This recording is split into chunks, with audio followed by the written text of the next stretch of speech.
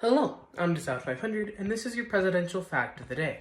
Today's the first day of March, so I thought we should jump straight into March with something that happened in this month. More specifically today, it's the 153rd anniversary since Ulysses S. Grant opened up Yellowstone National Park, the first national park in the entire world.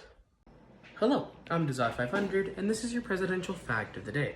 The fifth president of the United States, James Monroe, was the last president of the so-called Virginia dynasty, which a lot of people were scared about because that just meant the only person who could get elected president was from Virginia. Well, long story short, James Monroe was the last of that dynasty.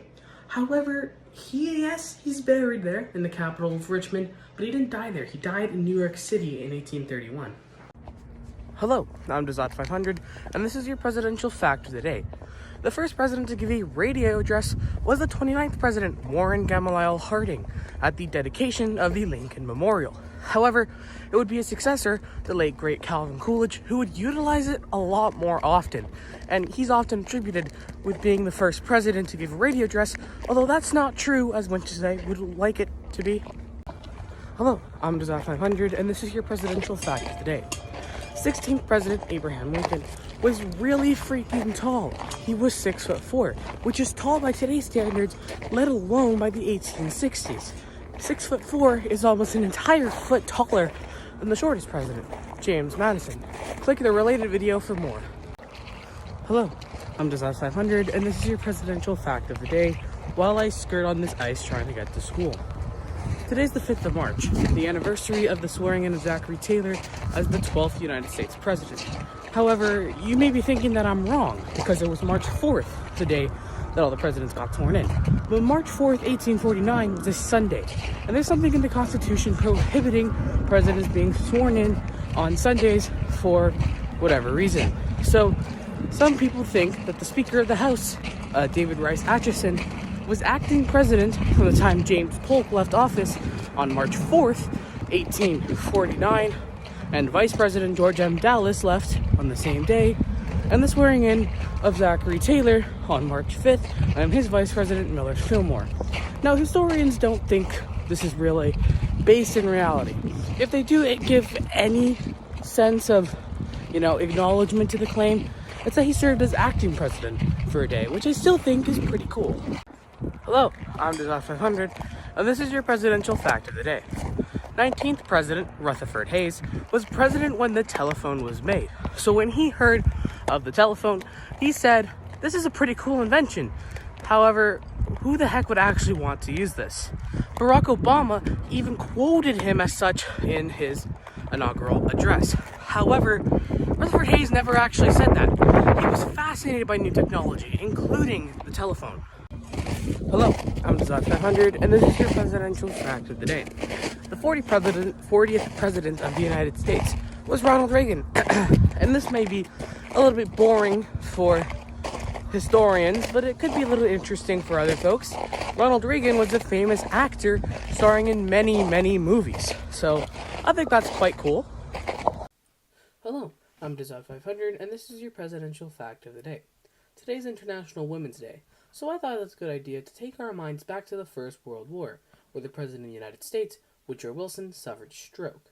And yeah, mostly when this president suffers a stroke, they just continue to serve and nothing happens.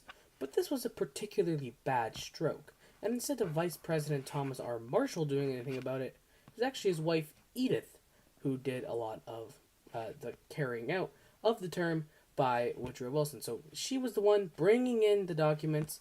She was giving it to her husband to sign, although many historians believe that she actually took a bigger role in running the country.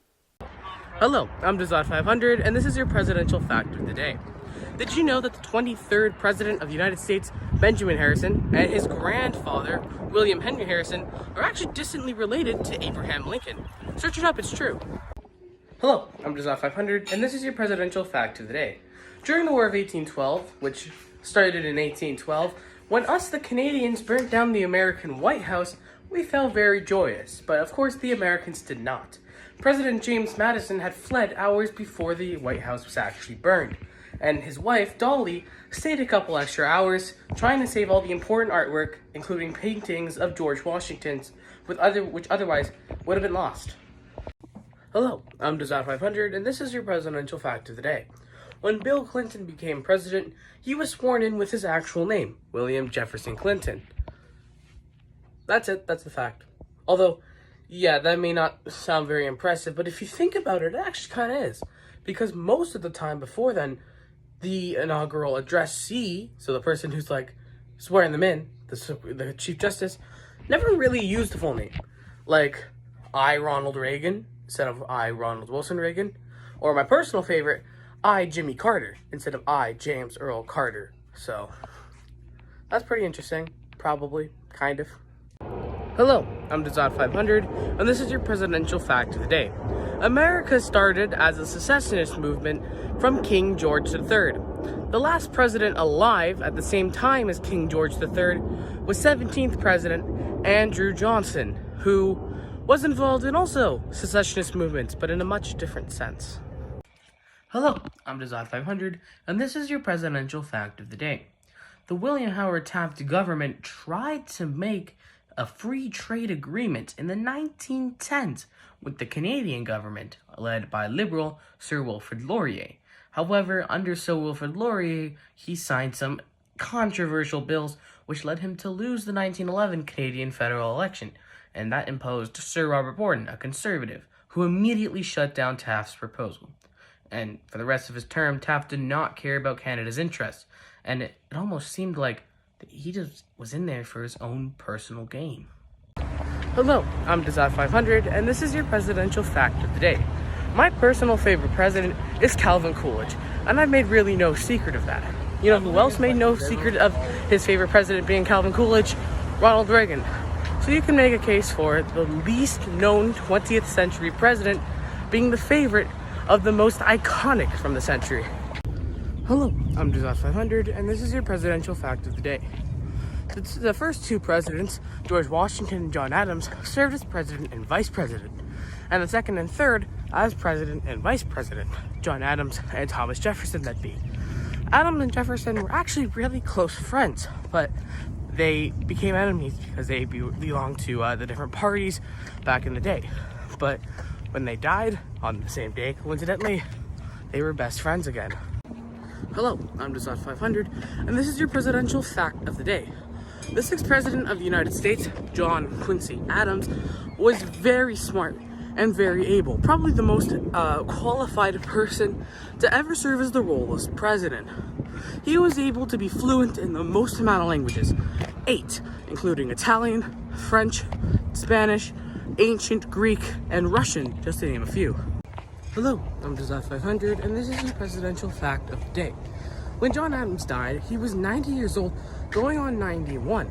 He was quite old for the time. In fact, he would actually be the longest-lived United States president until 2001, when Ronald Reagan finally surpassed him. Hello, I'm Dazat500, and this is your presidential fact of the day.